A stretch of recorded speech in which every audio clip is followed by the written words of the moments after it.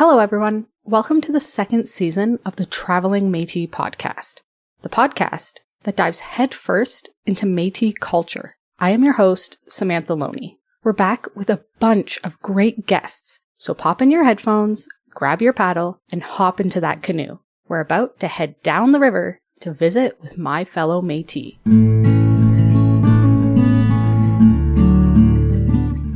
Hello again, everyone. I cannot tell you how excited I am to share this next episode with you. This episode holds a special place in my heart because I get to discuss Region 5 of the Métis Nation of Ontario. Region 5 is home to my ancestral community, the historic Métis community of Mattawa and the Ottawa River. Before my great-great-grandfather was hauling fur pelts down the St. Lawrence, his family began in Lake Nipissing with Marie Sauvage, aptly named for her Indian background, and Toussaint Laurent, the voyageur who fell in love with her. The two spawned many little half-breeds that called Lake Nipissing home. Our roots run deep in those waters, and my mother still calls Region 5 home. She grew up in Espanola. You know, that smell you drive through on your way to Manitoulin or Sault Ste. Marie. I know, I'm not painting the best picture of the area, so I wanted to check in with someone who currently lives there, in the gateway to the north, chair of the North Bay Metis Council, Gavin Pigeau.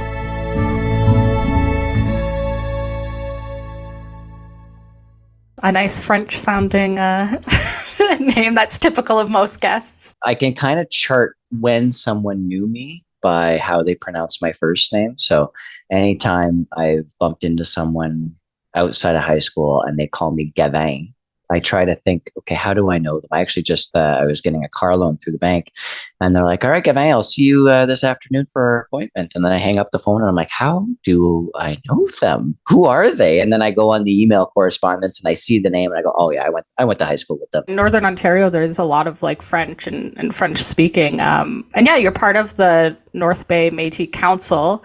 So for anybody who's never been up to North Bay or in Region 5 where the council is located, how would you describe sort of the area? Is there anything unique about living up there that you'd like to share? I'm sure for someone just driving through, it all looks the same.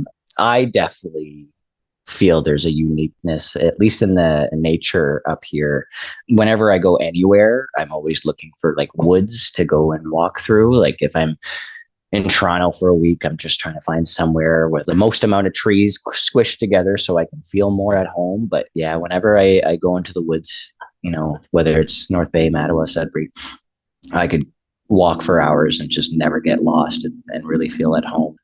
A lot of the nature is what brings people up, especially during the pandemic. We saw a lot of people kind of coming and getting to take advantage of all of our lakes and all of our woods, like our forests and stuff like that too. So I'm just really, really happy and lucky that I got to grow up around here. Yeah. So what has been your journey in connecting to your own Métis culture?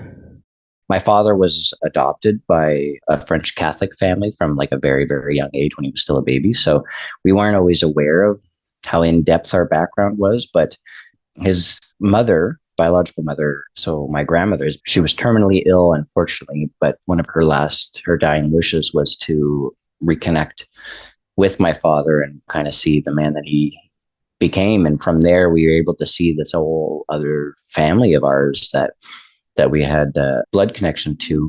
And from there, we were able to see fully the deepness of our roots in the area that we live in, the Mattawa area, the North Bay area. During the pandemic, was able to get my citizenship number. And maybe because of the pandemic and having that sense of community kind of taken away from me.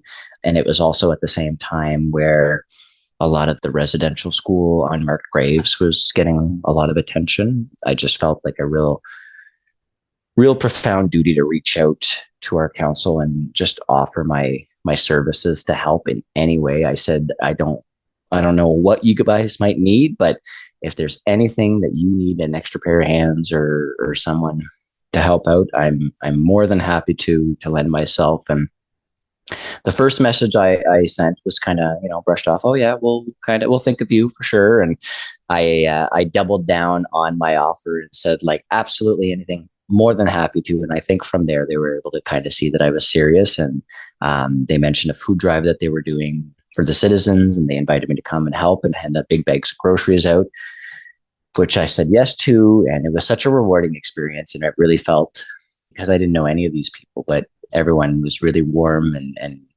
welcoming, and oh, who's your family? Who's your family? And yeah, it was a really good experience. And then from there, they talked about a vacancy on the council and that I should apply. It's just a really good way of giving back. And I wasn't so sure. I'm still very new on my journey even now. So I was reluctant to say yes. I told them I still have so much to learn.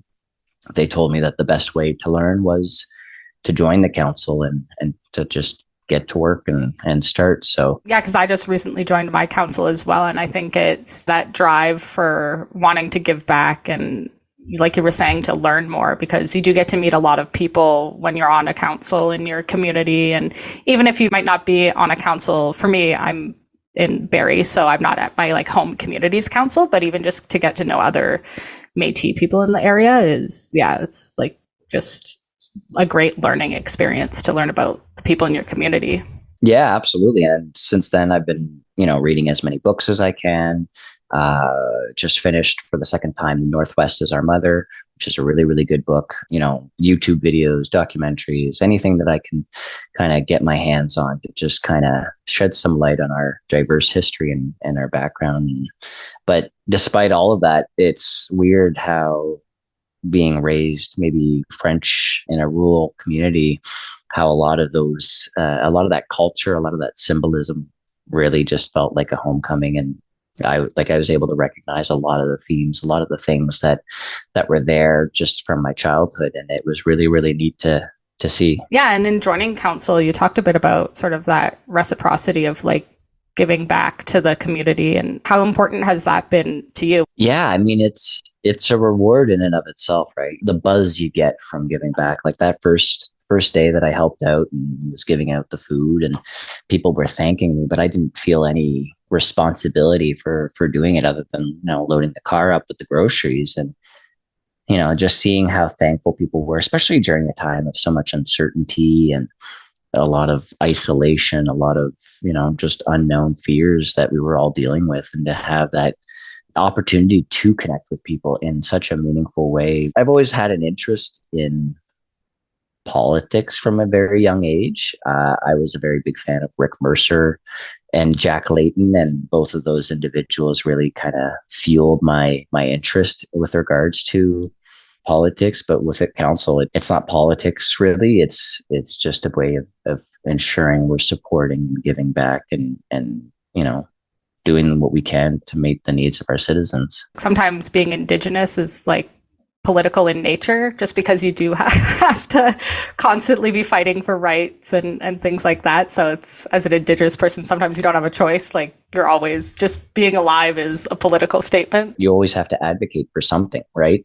You always have to stand up for something and be put on for something. So it can be tiring for sure, especially as someone who's part of a minority group. Like, we don't always want to be the poster child for that group, or, and be the voice of that group, because we're humans. We're not a whole nation of people all at once. We're individuals. And it can be a lot. It can be a big burden, and it can be very tiring. But having that community to fall back on can really alleviate that burden. Do you see any challenges that Métis people might be having to connect with culture? I think a lot of people, especially families who were in the foster program or the adoption program, to be able to find that connection to your culture, to your roots, it can be challenging for sure. Like, if my biological grandmother had not reached out, maybe I wouldn't be standing here, and I'd still have a part of me that would be a mystery and unknown. But luckily, we were able to discover our roots, and from there, it made me feel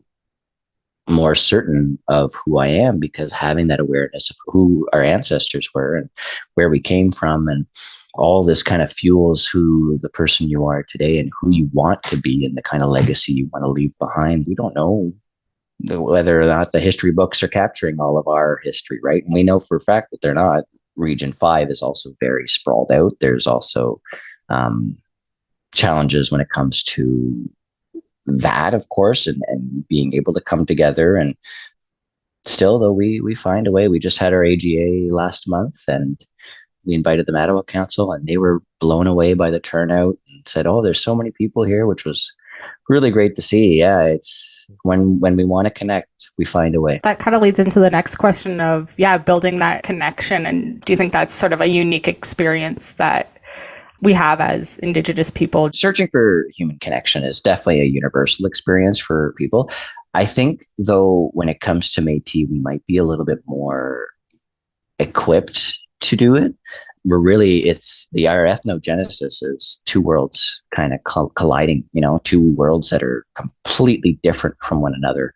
So when it comes to navigating different ideas, when it comes to navigating different personalities, when it comes to navigating all of these different things that can come up, the Métis people have a history of collaborating and accommodating and collaborating. And I think that with that, it makes us way more equipped to be able to connect and open people up to connect, because sometimes you can have someone sit right in front of you and, you're knocking on the door of their heart to open up, but they won't open up no matter what you say. So, sometimes you need to grease the wheels, and once they open up, it's like the floodgates go. But yeah, I think, we as Métis people were really good at navigating a lot of these different aspects of coming together as a community. Being able to see two sides of something. And I think, you're right. Métis people have, because of our ancestors, that's maybe just been ingrained in our DNA and passed on to us, of good moderators and how to, talk to people. Yeah, you can't be Métis and be against diversity, because that's the thing, is we understood the strength in that diversity, and we thrived because of diversity and not despite of it. Just recently became chair on your council. How has sort of maintaining a, position on council, because you did start as councillor as well, helped you in your journey in connecting to culture and other Métis people? I'm definitely more comfortable as a chair than I am a councillor. It allows me to kind of take a step back and be more of an observer, and a neutral observer. I get to now let the council make the decisions, and then I just support whatever the council decides. So it's like when you're trying to learn a new language, the best way to learn a new language is just to immerse yourself with it and get thrown right into the deep end and surround yourself with it. So constantly having responsibilities with the council forces me to constantly dive into our culture. And not only that, but having the needs of our citizens constantly be a dialogue, a conversation that's just in my head, or in the topics in the rooms that I'm in. Like Gavin, I was recently thrust into Métis politics after joining the Barrie South Simcoe Métis Council as a councillor. I didn't want to get political on this podcast, but I can't talk about Métis people in Ontario without addressing the political climate in Indigenous politics.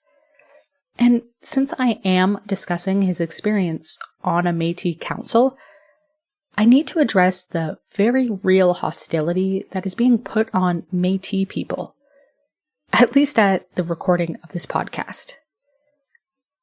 Unfortunately, the issues facing Métis people today go back to our very inception as an Indigenous group.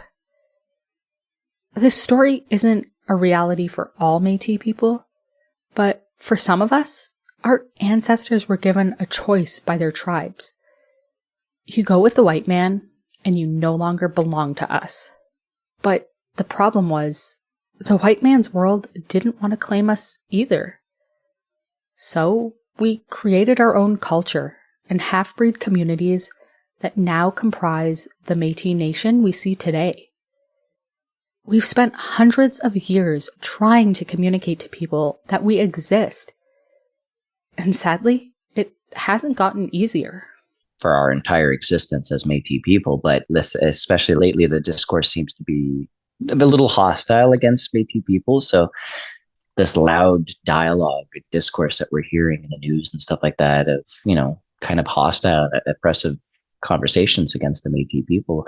But when you're out in the real world, that's not around. Those aren't the people that you're seeing and you're collaborating with and you're working with. Like we are welcomed. Yeah, we all want the same thing. We all want community. We all want, that sense of belonging and protect the environment. We all want to leave a better world for our kids. And a lot of people, I feel like a lot of Métis people describe that, who just didn't grow up with their culture, as the sense of coming home. Would you describe that as your experience as well? I did mention it earlier, exactly like that, a sense of coming home, because, I wasn't really raised in Métis culture or anything like that. But as soon as I started to reconnect with my roots and discovering this and started to be immersed in the culture again, it was just such a nostalgic feeling, because like so many aspects of Métis culture, like the language, the traditions, the jigs, the even the sash, all of these things were always around me growing up. And then to be immersed back into Métis culture and to see all of these things just really, really made me feel at home. And then there's nothing more comfortable than home, right? It's recognizing that shared heritage that is innately part of who you are. No matter what we do and what we say, we still have our history and our culture and who we are. And that connection helps us move forward in a stronger and better way.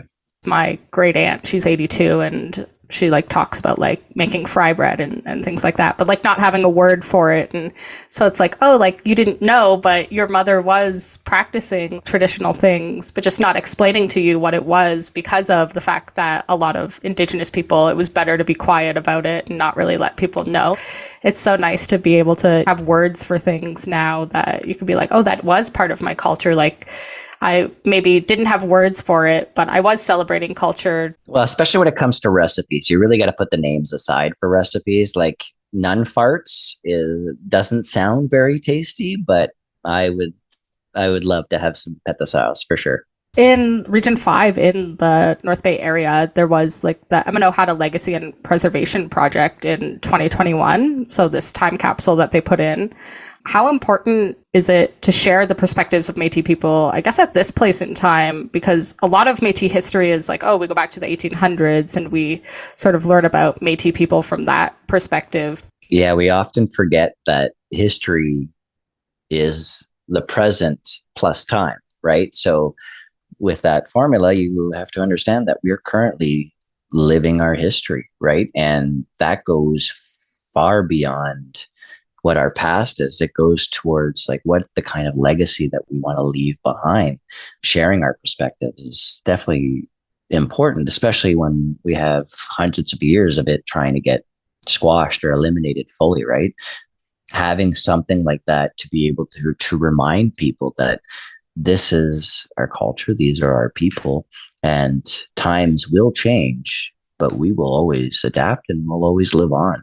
And to really symbolize the importance of recognizing that with every decision we make today, ripples are going to, keep going for years and years to come, and to hopefully add a little weight to what we do in our day to day and how we choose to spend our time and the kind of legacy that's going to leave behind for future generations. If we don't take a moment to stop and realize the history that we're making today, we'll squander it, really. What would you like to see in the future for Métis people in the area? Our region is definitely facing a lot of the same obstacles that a lot of communities are around Canada. We always talk about these crises, like housing crises or healthcare crises, but whenever we talk about these crises, when it comes to minority groups, these things were a crisis before. They only get worse once the crisis actually happens. So some of the things that I'd like to see for our region, especially for our citizens, like affordable housing. How is that not number one for so many people across Canada? It's insane where we're at right now, and the situation that we've put ourselves in for housing. It's really upsetting. And for a lot of our older citizens, they need to travel for medical appointments. So they don't get the opportunity or the luxury to go and get a CAT scan here in North Bay, they'll have to drive 4 hours down to Toronto. That's if there's no traffic, and spend the whole day there just for one appointment that, takes an hour. So enhanced healthcare accessibility is definitely the forefront. And it's so concerning, the increased conversations of privatization when it comes to healthcare, that this is the opposite of what we need right now. We need to enhance that and make it so our seniors don't have to travel hours and hours for an appointment that could be done right here at home. And then again, like with healthcare, you have the mental health and addiction services. Like, we just experienced a collective trauma globally from this pandemic. And to think that mental health and addiction isn't going to start spiking from that is something that we really need to consider, because there was a lack of investment for these services before the pandemic. And now the pandemic is only going to exacerbate these issues even more. So we started behind, and now we're even further behind from there. Having more community-led initiatives, I think seeing our council really come together in these last couple of years, and now we're really putting forward a lot of these big initiatives. There's a boat cruise here called the Chief Commander in North Bay, so we were able to get that, and we got the other councils in the region to join, and we just did a couple hours loop around Nipissing. We did a big dinner. There was food, there was cake, there was cultural activities. We made medicine pouches. We got to talk about different furs and pelts, and we made our little kukum dolls, and just seeing these community-led initiatives, because at the end of the day, no one knows better about the needs of the community than those in that community. So yeah, I think for our council too, it's just, like finding out, okay, what do citizens want to do? How can we help them do that? Because you're right, people do want to connect back to culture. So it's like, well, what do you want to learn? Do you want to learn to make drums? Do you want to learn to make like ribbon skirts and things like that? So it's really finding out what your citizens in your area want to do. And yeah, we're doing our first beading workshop in a long time. I actually want to go and check it out and see if I can learn a new skill. And I do not have the dexterity for beading, but I will do my darndest and see what I can pull off. But it's really nice, again, for our council. Like, we're really able to settle into ourselves and really start engaging in these kind of events in a way that really brings people out. And it's so nice to see everyone together when we do that. I want to thank Chair Gavin Pigeau for sharing his knowledge with us. I really hope this conversation inspires you to go out and see how you can get involved in your community. Not only in giving back, but learning about the history of the land and communities that you live in.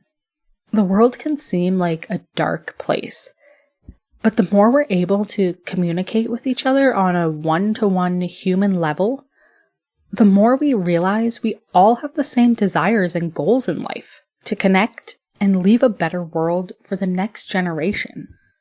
Merci for listening, and we'll see you down the river.